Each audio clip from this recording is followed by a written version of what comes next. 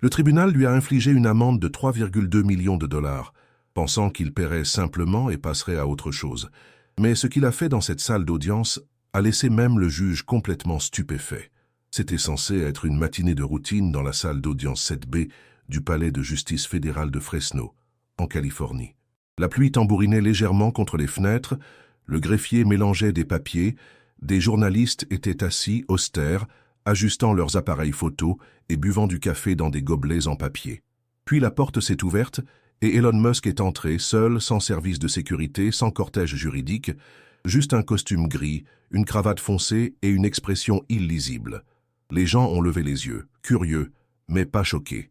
Musk avait été convoqué pour avoir prétendument violé le protocole du tribunal lors d'une audience de litige d'entreprise antérieure impliquant l'une de ses sociétés. Selon la plainte du tribunal, il avait divulgué des détails scellés de la procédure lors d'un événement de presse quelques semaines auparavant. C'était une violation de la conduite, claire et simple, du moins en apparence. Le juge Deirdre Colton présidait ce matin-là, vive, précise, connue pour son attitude pragmatique, surtout lorsqu'il s'agissait de personnalités de premier plan. Elle leva les yeux du banc, croisa le regard de Musk pendant une brève seconde et retourna immédiatement à ses notes. « Elon Musk, commença-t-elle, sa voix calme mais ferme, vous avez été reconnu coupable de violation des ordonnances du tribunal fédéral relatives à un témoignage scellé. L'amende est de 3,2 millions de dollars, payable dans les 14 jours. Il n'y a pas eu de halètement, pas de pause dramatique. C'était Elon Musk après tout, PDG milliardaire, aimant à médias. Quelques millions, cela ne l'ébranlerait pas. Mais quelque chose dans sa façon de se tenir là, les mains vaguement croisées, sans réaction, sans objection, a provoqué un subtil changement dans la pièce. Le juge Colton se pencha en avant, s'attendant peut-être à une réaction. « Comprenez-vous les termes du jugement ?» demanda-t-elle. « Oui, » répondit Musk, sa voix égale, « mais j'aimerais répondre maintenant. » Les têtes se tournèrent. Quelques journalistes se redressèrent sur leur siège. L'homme n'avait pas amené d'avocat, et le voici qui demandait à parler pour lui-même devant un juge fédéral.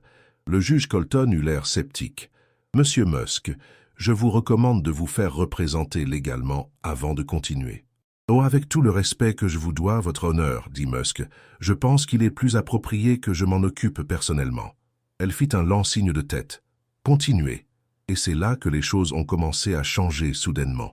Au début, Musk a fouillé dans la poche intérieure de sa veste et a sorti une seule feuille de papier. Elle était soigneusement pliée. Pas de classeur, pas de dossier. Il la plaça sur la table devant lui. « Je ne conteste pas ce que j'ai dit publiquement, » commença-t-il, « mais je conteste si l'ordonnance de Bayon s'appliquait dans le contexte où elle a été utilisée. Cela a fait sourciller. Une zone grise juridique, » poursuivit-il. L'ordonnance mentionnée dans la requête en outrage au tribunal était liée à la section 35B de l'ordonnance de protection d'audience émise le 11 mars. Mais, selon le paragraphe 35B3, les exceptions de sécurité publique autorisent les divulgations en vertu des exceptions d'utilisation équitable fédérale, en particulier lorsque le contenu divulgué fait référence à des risques ayant un impact sur les actionnaires. Le juge Colton cligna des yeux une fois. Les journalistes ont commencé à taper. Je n'ai mentionné qu'un seul aspect d'un processus de fabrication qui, s'il était mal compris, pourrait avoir été dangereux pour les consommateurs. Je n'ai cité aucun nom. Je n'ai cité aucun document protégé. J'ai fait référence à mes propres préoccupations, basées sur ce que j'ai vu de première main, dit-il. La salle d'audience devint silencieuse. Derrière lui, un assistant juridique se pencha pour murmurer quelque chose à un collègue. Même l'huissier de justice qui surveillait la porte eut l'air légèrement confus. Le juge Colton haussa un sourcil. « Suggérez-vous que vous êtes protégé en vertu des lois fédérales sur la protection des lanceurs d'alerte ?»« Je dis, » répondit Musk, « que l'amende qui m'est infligée pourrait contredire. » Dans l'enceinte feutrée de la salle d'audience, la tension était palpable. Elon Musk, figure emblématique de l'innovation technologique, venait de semer le trouble en invoquant un précédent jurisprudentiel précis. L'affaire Stansfield Verde contre US Tech Holdings, jugée par la Cour d'appel du 9e circuit en 2004, stipulait que les révélations d'un dirigeant motivé par l'intérêt général ne pouvaient être sanctionnées si elles dépassaient le cadre initial de l'ordonnance de confidentialité. Ce n'était pas un coup d'éclat, une bravade théâtrale. Sa démarche était réfléchie, chirurgicale. Tous les présents avaient saisi l'implication de cette référence. Pourtant, la juge Colton appréciait peu les surprises dans son tribunal. Elon Musk venait de bouleverser le scénario attendu. Un silence pesant suivit. La juge Colton, les doigts joints, fixait l'homme qui osait citer une jurisprudence comme s'il siégeait lui-même au conseil juridique. Seul le bourdonnement des néons et le cliquetis des claviers des journalistes rompèrent le silence. « Elon, commença-t-elle, abandonnant la formalité pour la première fois, vous savez pertinemment que citer un précédent ici ne garantit pas l'exemption. Il ne s'agit pas d'une argumentation théorique, mais d'une sanction fédérale. Musk ne s'y a pas. J'en suis conscient, votre honneur. Mais la sanction elle-même perd de sa substance si elle ignore son propre cadre. Ce n'étaient pas seulement ces mots, mais la manière dont il les prononçait.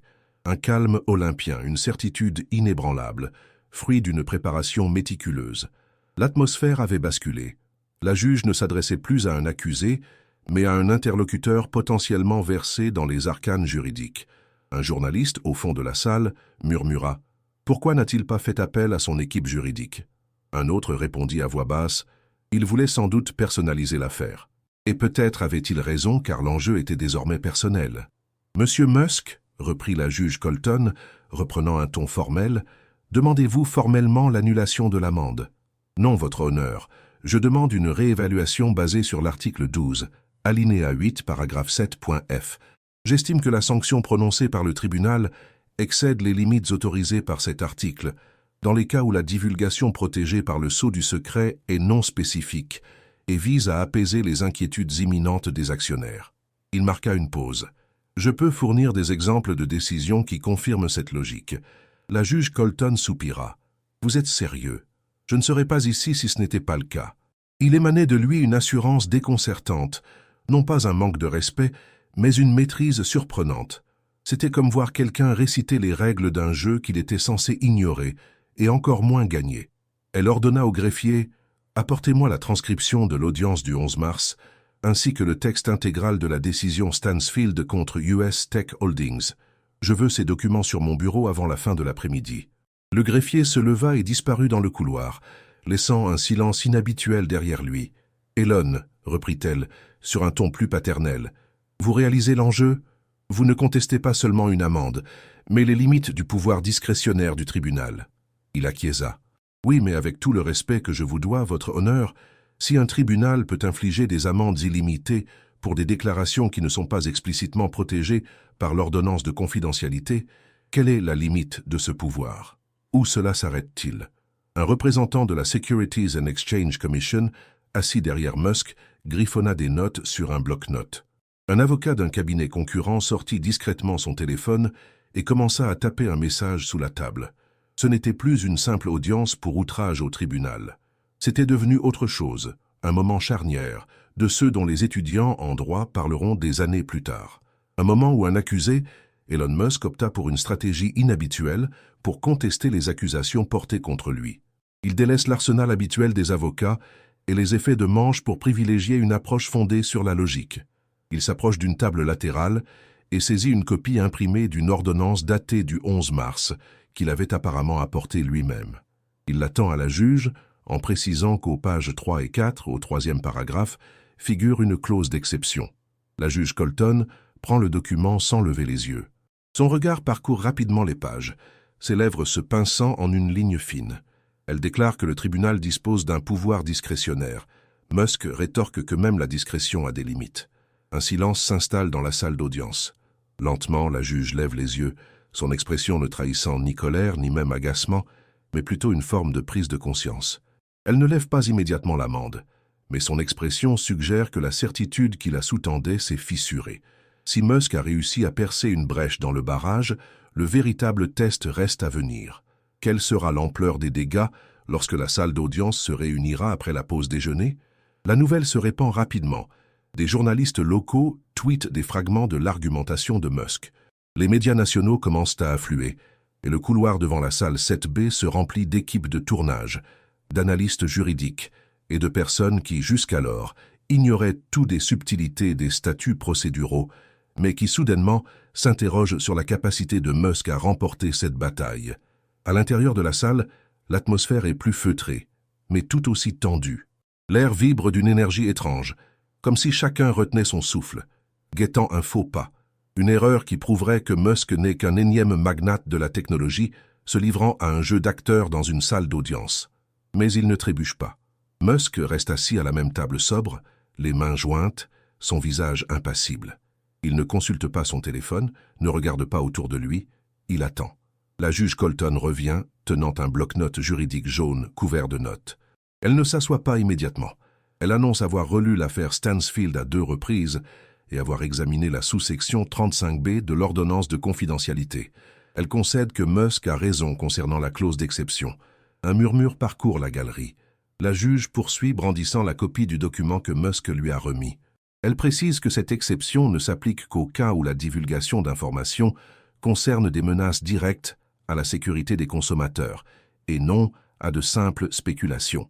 Elle ajoute que les déclarations de Musk lors de la conférence de presse suggéraient un risque potentiel et non un risque avéré. Musk acquiesce. Il admet que c'est juste, mais il souligne que le libellé n'exige pas une confirmation, mais une bonne foi.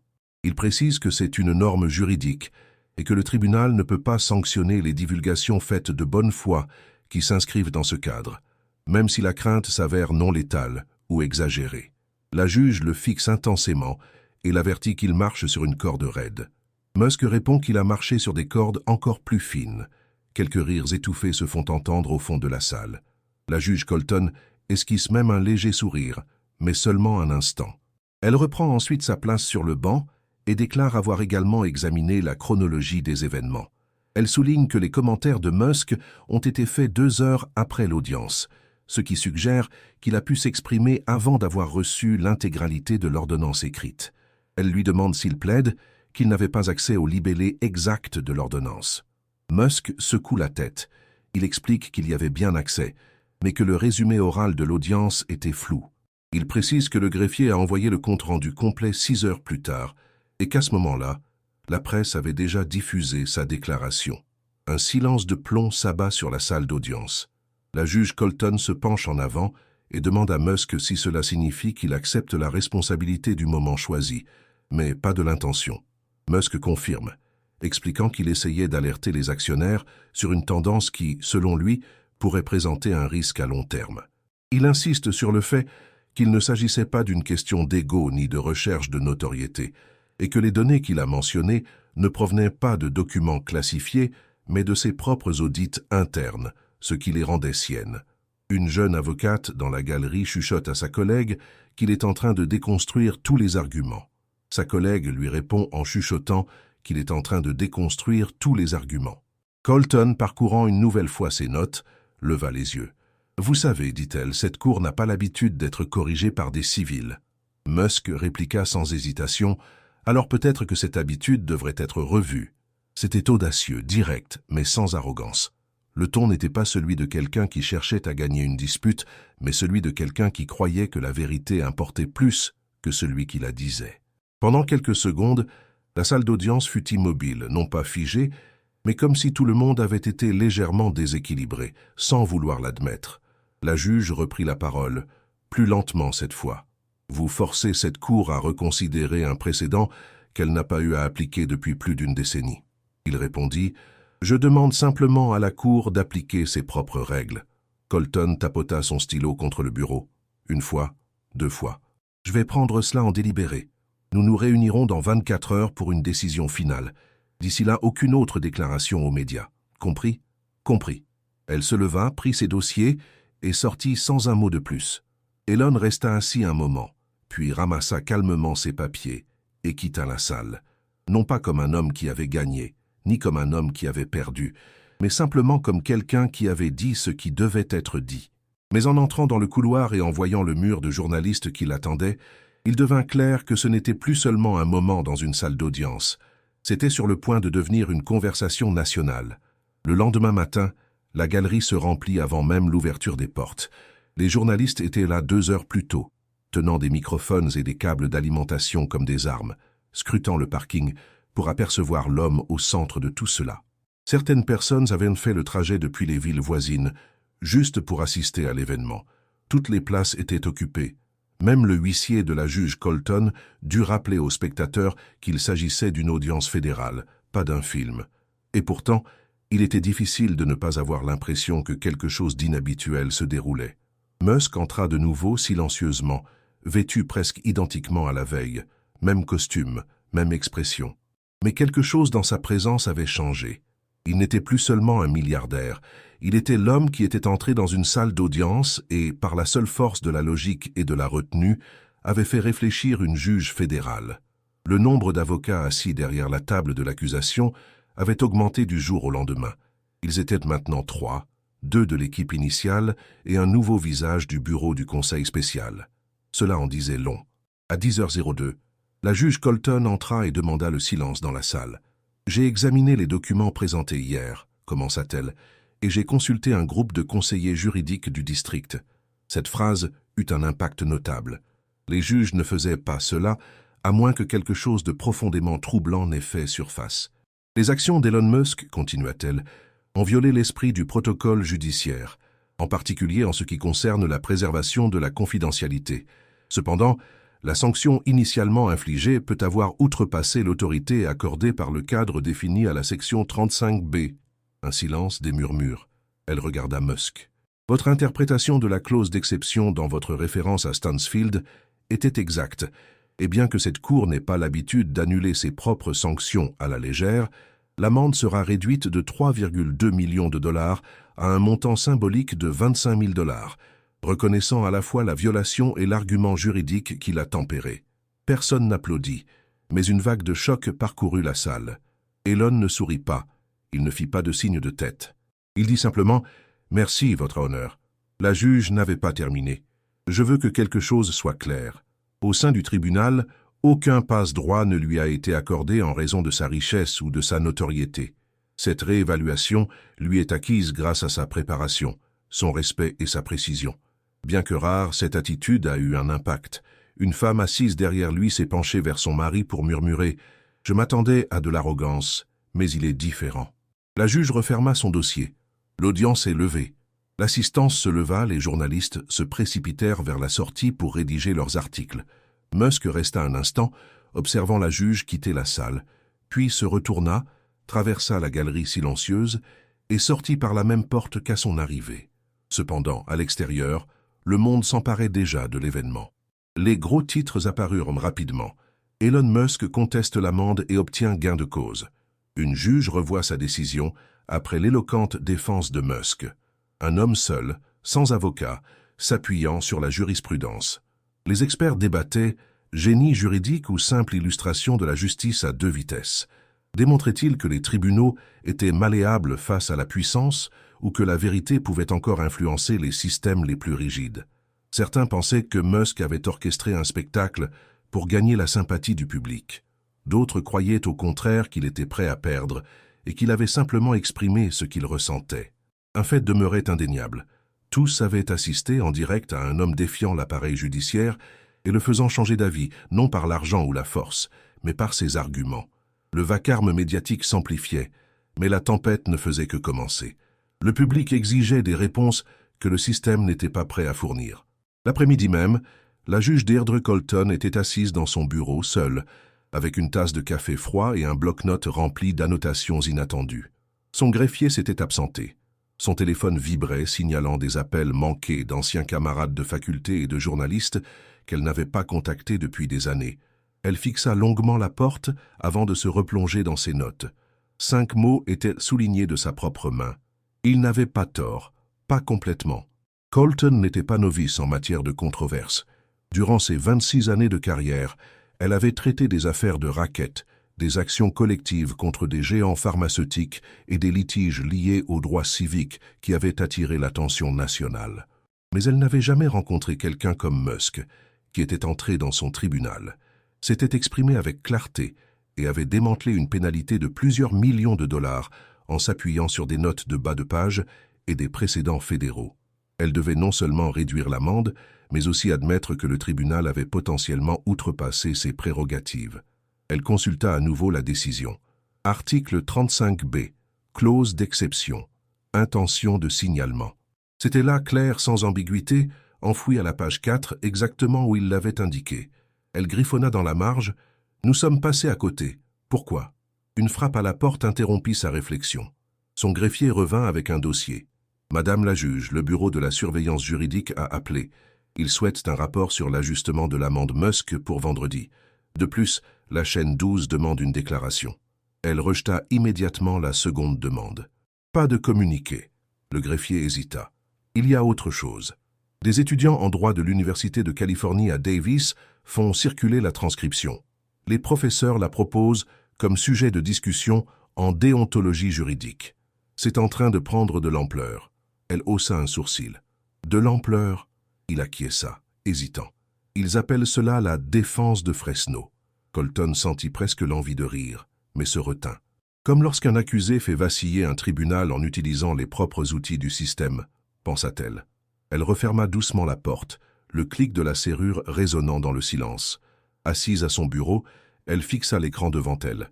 Le document affiché était la transcription brute de la session de la veille. Les propos d'Elon, d'un calme olympien, logique et stratégiquement placés, se détachaient comme des passages surlignés dans un manuel scolaire. Elle fit défiler le texte, s'arrêtant sur un extrait en particulier. Si un tribunal peut infliger des amendes illimitées pour des déclarations qui ne sont pas explicitement interdites par le libellé de l'ordonnance de Bayon, quelle est la limite de ce pouvoir discrétionnaire? Où cela s'arrête-t-il? Cette question résonnait en elle, car elle n'avait pas de réponse facile, et chaque juge du pays se la poserait désormais. De l'autre côté de la ville, Musk était assis dans un café discret sur Ashland Avenue, le regard perdu au dehors, tandis que son assistant parlait à voix basse au téléphone. Il ne célébrait aucune victoire, ne donnait aucune interview. Il était plongé dans ses pensées. Une femme d'une 50aine d'années s'approcha de sa table, un gobelet à emporter à la main. « Excusez-moi, monsieur, » dit-elle doucement. « Je voulais juste vous dire que même si je ne suis pas d'accord avec tout ce que vous avez dit, j'ai suivi votre comparution en ligne, et c'était important. La façon dont vous vous êtes comporté était importante. » Il leva les yeux, surpris. « Merci, » répondit-il simplement. Elle sourit, hocha la tête une fois et s'éloigna. Il n'y eut ni applaudissements ni fanfare, juste un bref moment, une rencontre discrète. De retour au palais de justice, Colton rouvrit une note de service confidentiel du Conseil de révision juridique du district. Le dernier paragraphe était sans équivoque. Bien que la réduction de la pénalité ait été inattendue, elle témoigne de la capacité du tribunal à reconnaître ses propres limites face à des arguments juridiques solides. Il ne s'agit pas d'un signe de faiblesse, mais d'un renforcement de l'intégrité judiciaire. Elle fixa cette phrase pendant un long moment, puis, pour la première fois de la journée, elle se permit de respirer un peu plus facilement. Mais si un simple tribunal pouvait être ébranlé de cette manière, qu'adviendrait-il lorsque l'ensemble du système juridique commencerait à y prêter attention? Le lendemain matin, l'affaire agitait non seulement les cercles juridiques et les habitués des gros titres, mais aussi le grand public. Les chauffeurs Uber en parlaient entre deux courses. Dans les salons de coiffure de Fresno et de Bakersfield, les termes « ordonnance de Bayon » et « lanceur d'alerte » étaient sur toutes les lèvres, comme s'il s'agissait d'un match de championnat analysé à la radio tard dans la nuit. Un auditeur d'une station locale de Modesto lança « Je n'aime même pas ce type », mais ce qu'il a fait au tribunal, c'était quelque chose. Les chaînes d'information en continu se sont précipitées pour inviter des experts en droit constitutionnel. Des extraits de la comparution de Musk ont commencé à faire le buzz, non pas parce qu'il était théâtral, mais parce qu'il ne l'était pas. Il n'y avait eu ni coup de poing sur la table, ni éclat de voix, juste un homme qui déconstruisait calmement une amende qu'il jugeait injuste.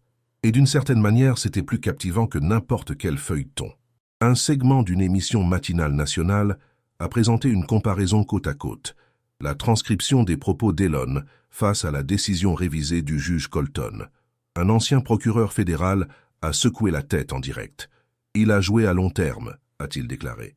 Il a anticipé les contre-arguments avant même qu'ils ne soient formulés.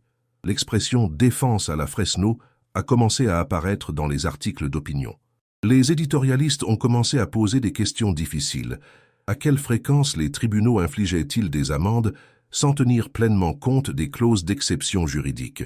Combien de personnes avaient simplement payé parce qu'elles n'avaient ni le temps ni les ressources, ni le courage de se défendre et de faire valoir leurs droits? Soudain, Musk n'était plus seulement un milliardaire. Il était devenu un symbole de quelque chose que les gens ignoraient même vouloir. La preuve que le système pouvait encore être contesté et parfois même infléchi, à condition de bien le connaître. Au sein du département de la justice, un mémo interne a circulé, mettant en garde les juges fédéraux contre le précédent que pourrait créer l'attitude d'Elon Musk.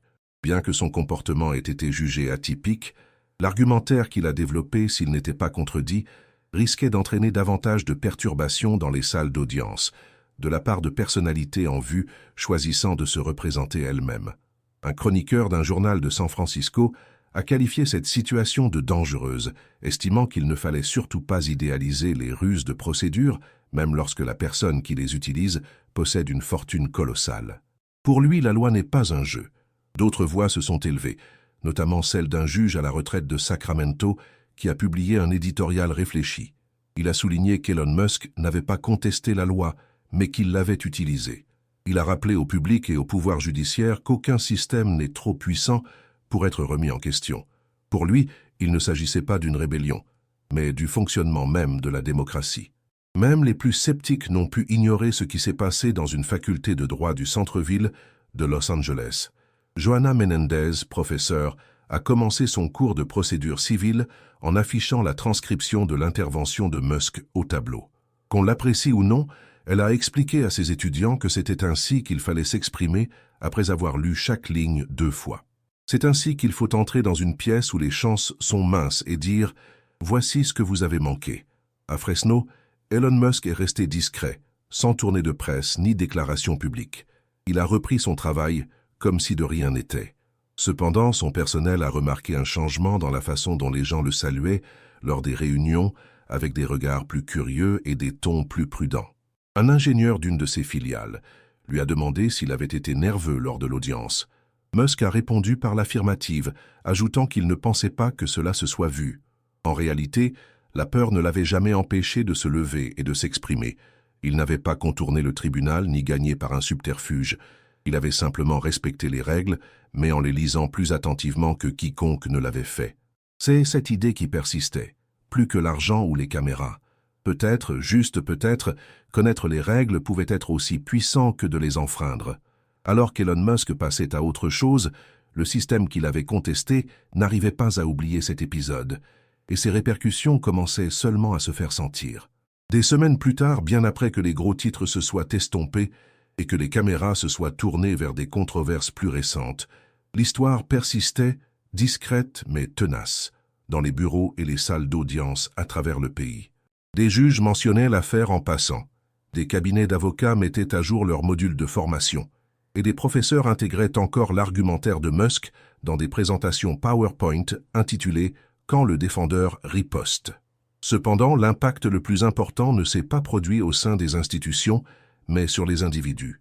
Marcus Albrighted, un mécanicien de 34 ans originaire de Flagstaff, n'avait jamais suivi une affaire judiciaire auparavant. Il a trouvé un extrait de l'audience sur YouTube. 6 minutes d'Elon Musk s'exprimant avec un simple document devant lui, sans arrogance ni cri, mais avec la ferme volonté de faire valoir un point que personne ne pouvait ignorer.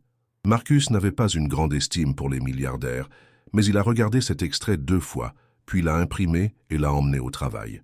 Lorsqu'un de ses collègues lui a demandé pourquoi il avait fait cela, il a répondu que si un homme comme Musk pouvait entrer dans une salle d'audience et dire la vérité sans se cacher derrière 30 avocats, alors peut-être qu'il pourrait lui aussi s'exprimer lors de sa prochaine réunion syndicale sans remettre en question chaque mot.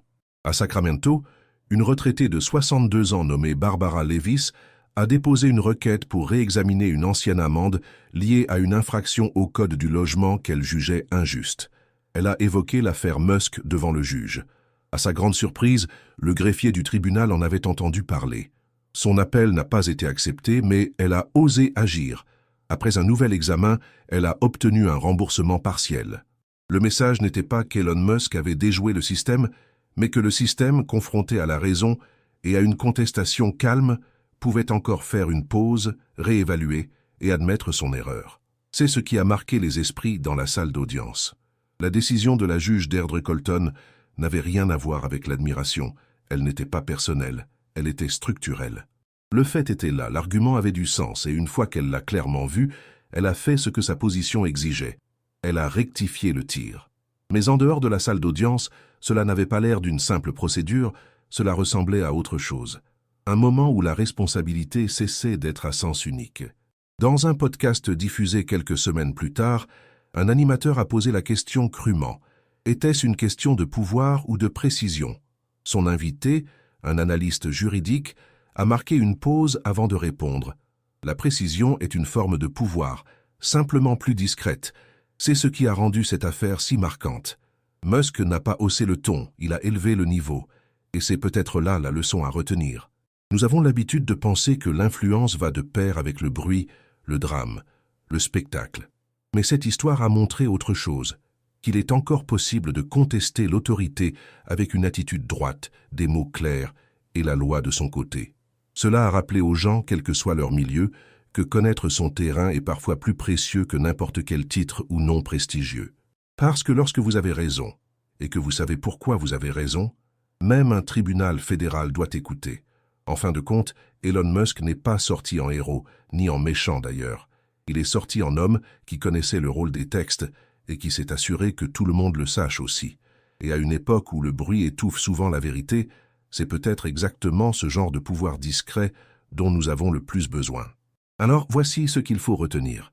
Ne présumez pas que tout système est inébranlable. Ne reculez pas simplement parce que la pièce vous paraît plus grande que vous. Lisez chaque ligne. Sachez sur quoi vous vous appuyez et parlez.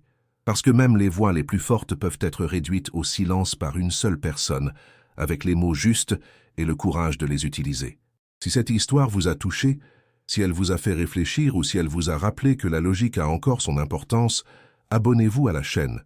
Nous avons d'autres histoires à venir, des histoires qui interpellent, qui inspirent et qui restent avec vous longtemps après que l'écran s'est éteint.